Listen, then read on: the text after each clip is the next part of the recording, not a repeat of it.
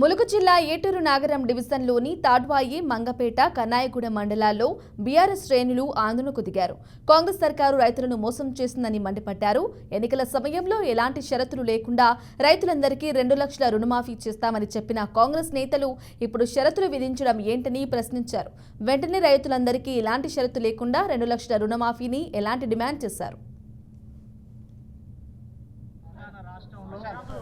రైతు రుణమాఫీ చేసినామని గొప్పలు చెప్పుకుంటున్న కాంగ్రెస్ ప్రభుత్వం వాస్తవంగా రైతులకు చేసింది 30-40% కన్నా ఎక్కువ లేదు.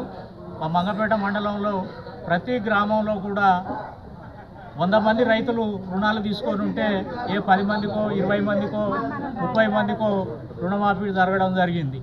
అలాగే మన మంగపేట యూనియన్ బ్యాంకు పరిధిలో 2600 ఖాతాలు రైతు రుణాలకు సంబంధించిన ఖాతాలు ఉంటే మాఫీ అనేది కేవలం 450 మందికి మాత్రమే మాఫీ రావడం జరిగింది. అంటే ఇంకా 50 మంది రైతులకు రుణమాఫీ ఒక్క యూనియన్ బ్యాంకు మంగపేట పరిధిలోనే మరి 2200 మంది రైతులకు రుణమాఫీ జరగలేదంటే వాళ్ళు ఏ స్థాయి